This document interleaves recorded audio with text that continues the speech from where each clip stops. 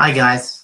I just want to share a little bit today and just dive deep into the Word a little bit and speak about the light. The light is a very powerful thing, and I think as we learn how to be delightful, we start to see a betterness about our life and our character. Being delightful means that we seek out the character of God in a way that gets us to just have peace about our life and peace about how we treat people. I think a lot of times we have strife and we have to get rid of strife.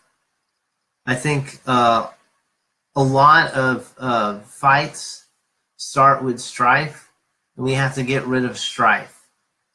Strife is when we allow ourselves to work into a fashion where it seems like we're scheming to be right and scheming to get something for ourselves in a way where it's ours all the time. And having that rightness that I'm right and no one else is. And having this kind of attitude is a drain to being delightful. I think there's a lot of things to be delightful about, and we can have a delightful character. I want everyone to look at how to be delightful. I think a lot of times we judge people and we get in a place where we say that some people are better than others and things like that. And we can't make our judgments too harsh to say that we're right all the time. We have to allow ourselves to experience life with others and in a way that allows grace. Grace and peace will come in when we are loving other people in a way where we don't have to mold everyone into our image. We have them come to know what is coming about, and we don't want to be presumptuous that we're the better ones or we're the right ones or we're the ones that have the right thoughts. I think that we need to learn how to slow down and have peace and grace. Then we can show the peace and the grace and be delightful. I think a lot of times we're so concerned with being right about something that we don't know how to experience life without everyone seeing what we have to be right about. I think having morals is one thing, and having something that we can stand upon, yes. But we need to go about this with peace and no strife. Peace and no strife is what we should strive for. It gives us strength to know how to do whatever we need to do. And we then can guide with a peaceful character and support people when they need supporting, and loving people when they need loving, and fighting the good fight when that happens. Because the more that you know when to fight and when to help mold, the better you are at what you're doing in life. So we don't want to have strife. We want to have joy. And in our walk of life, we have to have joy in our life, and we want to share that joy with people. We want to have gladness. We want to have delight. And so we need to have peace about our life and really find where that peace is. Now, with mine, it's the Lord. It's with God. And I really search out these things and see how to live a life without strife and pushing towards peace and grace with my life really gives me a peace inside. And if you ever want to learn how to fight for freedom or fight for good, you first have to start off with peace. Like any good fight, you know when to fight, and you fight with peace. You fight with gladness and delight and no strife. Because strife screws it all up. This is when we start scheming and trying to domineer and make everything ours. When in fact, when we're at peace, we can have better revelation. We can look better at what we're doing, and we can have better things at what we're doing. I think a lot of times when we try to do something for ourselves and it's lacking peace, then we need to look at this in a way where we can give it to God and give it to Him to be able to really see how things really are. I think that a lot of times when we give to God, we give in a way where we're looking at the places of our life and looking back at it instead of dwelling on, I should have done this, I should have done that, I have to do this, I have to do that. And these things are hard on us, and we get hard on ourselves, and we get in this ball of, I have to do this and I have to be right. And I think when we get in this ball of, I have to do this, I have to be right, we lose the peace. And so we take it one step at a time, and we share just to share. And we look for opportunities to share. We look for opportunities to make impact. We look for opportunities to show off God's righteousness and God's peace and God's love. I think there's a lot of peace. I thank you for joining, Courtney. There's a lot of peace that we can have when we get rid of any kind of strife in our life and we come to know peace. I think that there's a path to discipleship. There's a path to leading people in righteousness, and it's through friendship, and it's through spending time with them. And I think that a lot of times we try to do everything for people, and we try to teach everyone, but we have to do that in a way where they experience life and they experience God. And so we can pray for them and spend a lot of time in prayer. I think a lot of time in prayer is a good thing, because prayer allows the angels to work. It allows the witchcraft to go away. It allows all these things good to happen. It allows angels to work and to do what God's having them to do. And we have to be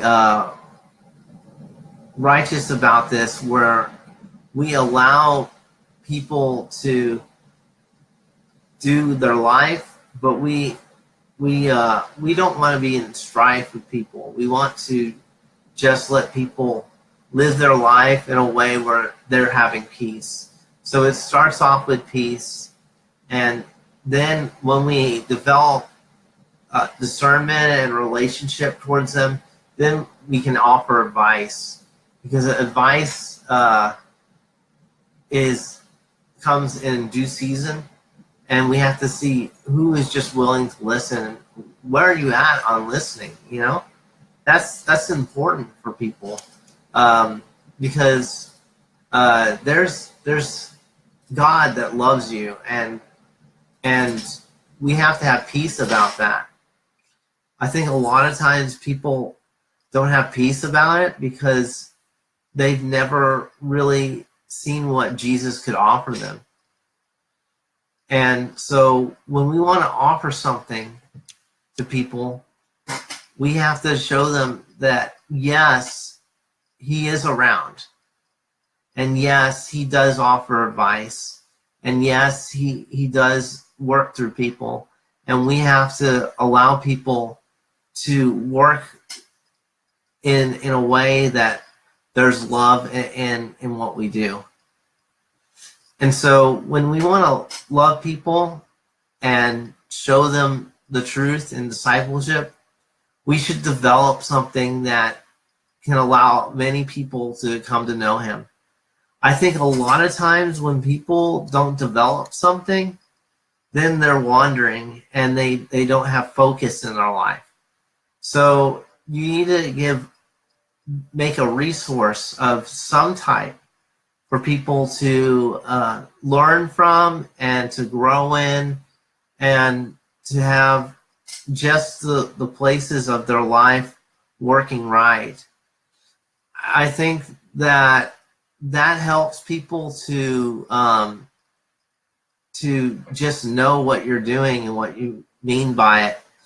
I think a lot of times, if we're not there with a resource, we can develop relationships with people in a way that shows them that they're cared about and loved, and that way they can see what is our delight about, what is our joy about, what is our what do we treasure with our life. And so there is a lot of people that want to grow with life and come to know what life is about, but they can't because they're stuck in these thoughts of how I can do it, how can I do it, how can I do it, how can I do it. And so it's important to slow down, let Jesus enter, and let him show how to work life. I think a lot of times when we're trying to work our life, we don't always have the peace to start. And we need to have the peace to start. And we need to stop striving in a way that puts us in the bondage. We want to have a strife-free life. And so when we start to feel the love of God, we start to feel everything start to work that way. And so we feel the love of God, we can start to mold our life in a way that works for ourselves, where we're just at peace in everything. So have peace, have joy, have faith, have delight. I think a lot of times when we look to our faith, we have to look with no strife. Because strife just balls us up and makes us feel, I think it leads us to frustration instead of love. And so we want to get out of this circle in our life where it's like, I have to be right. I have to get everyone to listen. I have to, this kind of having to make everyone do something isn't what God planned. It's more, how am I to have peace?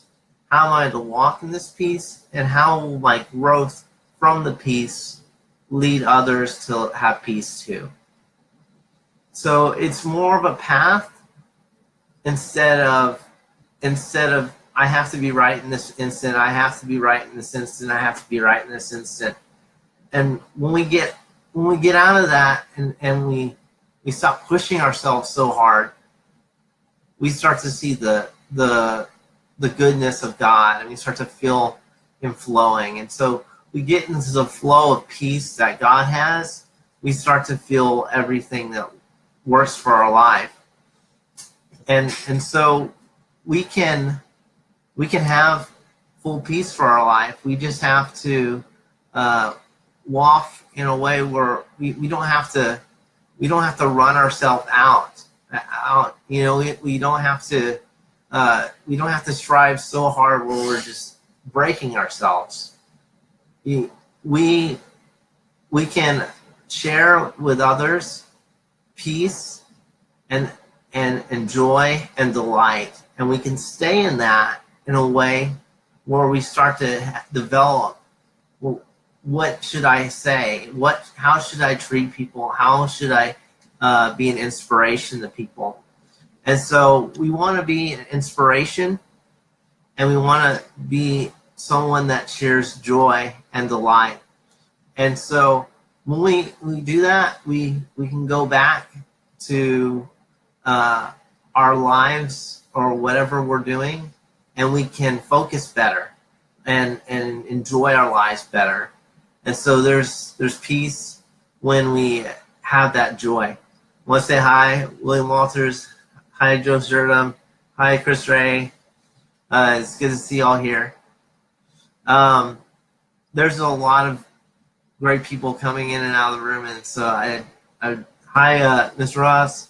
And so there's a lot of good people that you can share delight with.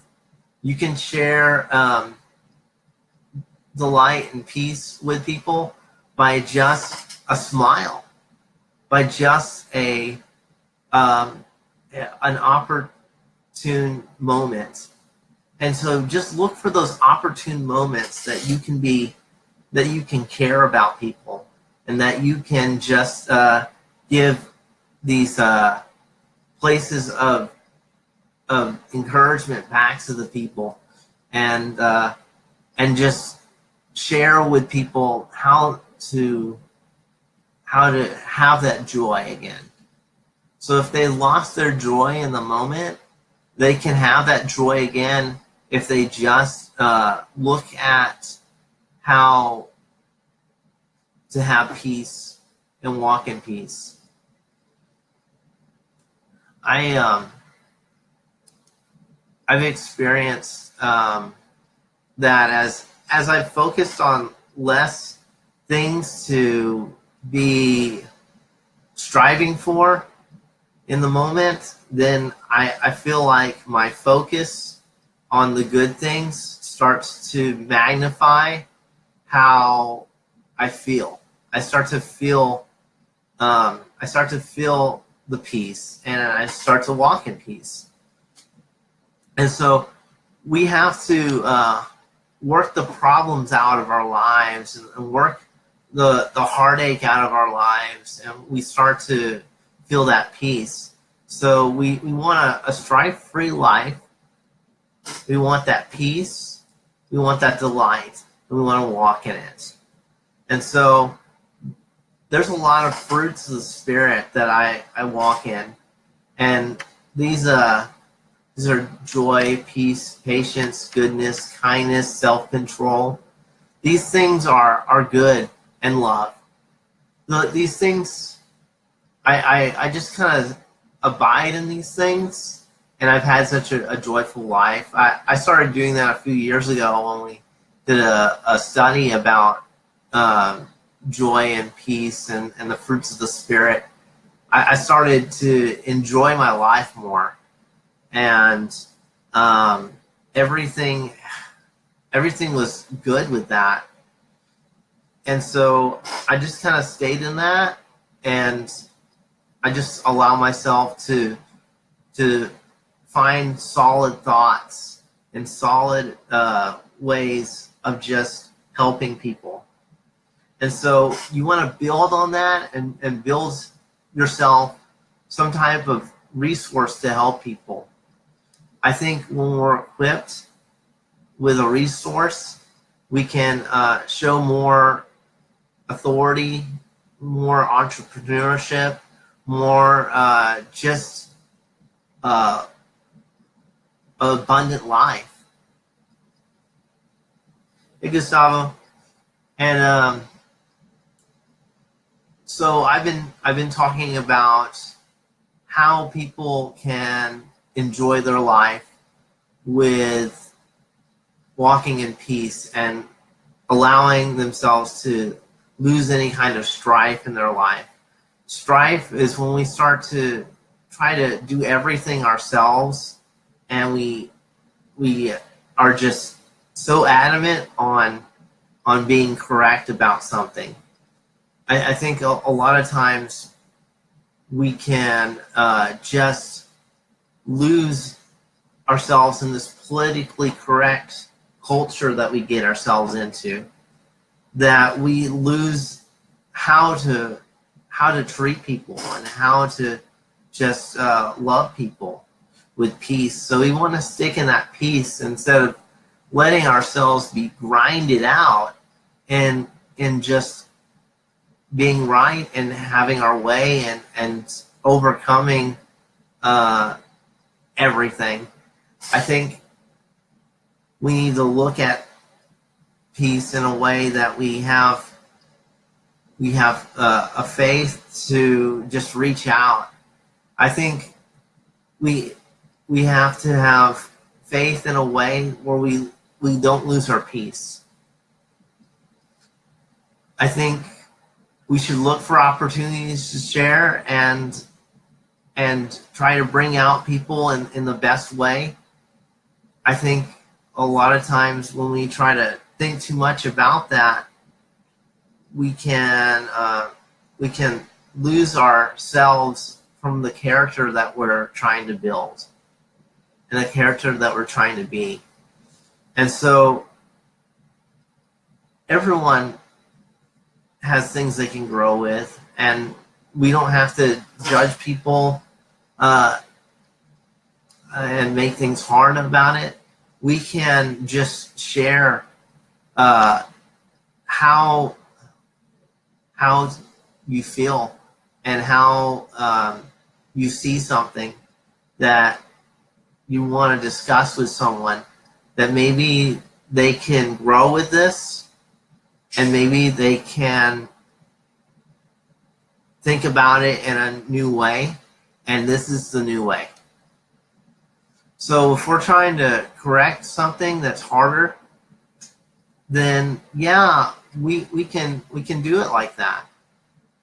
And we can get rid of the strife and have that peace so we can all enjoy our life.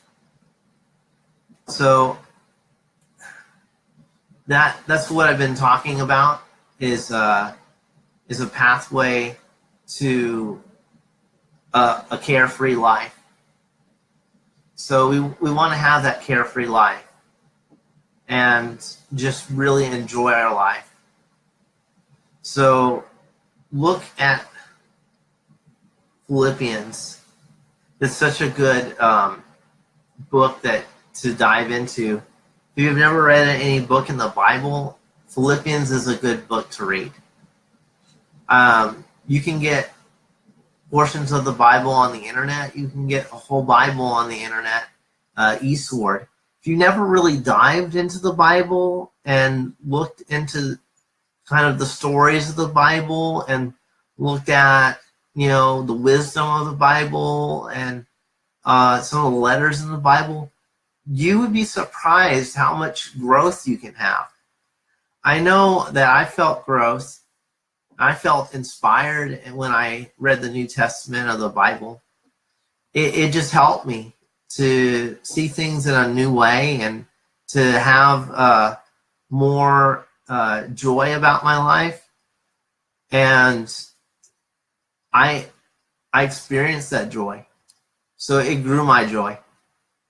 So look at your life in a way that God molds it more slowly than you think. He's not rapidly trying to change you and rapidly trying to make your life a character lesson. He's trying to free you up and make you feel good. And so let God free you up and let him make you feel great, because you can have that delight in your life. You can have that peace in your life. You can have that joy in your life.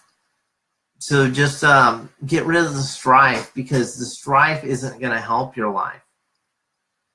So it's like an argument about yourself that you're trying to do. And a lot of times we can just try to figure out what to say next. And I think that's more toxic, when we're always trying to figure out what to say next and how to win and how to do it right. I think that's kind of toxic, actually, because the more that you live in a peace place in your life, you can enjoy life and then start to pick your battles better. When we view it in more of a big picture, when we view it more and what can I mass impact in people's lives? How can I mass impact people in their lives? Then I start to feel better about my moves and my options and how to be an inspiration. And so there's a lot more to come with that, and you can start to feel better about not feeling like you have to do so much to create something to make it work. So when you start to feel inspired and you start to feel like, well, I can grow with people this way, and I can start to do this in a way that's helpful, then you start to feel better about it, and your actions are going to be more strategic, and you're going to feel better about it. You don't have to feel like you have to work at it constantly. So let the joy of God in. It's just good. And so I'm going to leave y'all with that. Thank you for joining, guys. Thank you for watching right now. I appreciate it. It's a good day when I get some viewers. And so it's just a good message. So walk in peace and be a winner and get rid of strife in your life. So I'm going to end with a prayer. If anybody's never received Jesus in their life, I want them to receive it right now. Jesus is a good person, and he lives for you, and he lives to help you. He has so much love for you that if you just wait upon him and let him come into your life, you will feel better about your life. I guarantee it. Jesus is real. And as you look at some of the evidence around, I mean, if you've ever seen the Red Sea, there's a story of Moses where the Red Sea parted and the Israelites got away, but they had the Pharaoh of Egypt trying to enslave them and bring them back. And so they followed them into the Red Sea. The Red Sea parted, which could actually part because they've done wind tests. So if there's wind at a particular way, it can open. And so it is a miracle, though. So people followed them in, and what they found at the bottom of the Red Sea is chariot wheels. They found these artifacts in the Red Sea that show that there's a real God that really saved them. So believe in Jesus, believe in what he can do, because the stories of the Bible are real. They are full of life to them, and they actually do help you.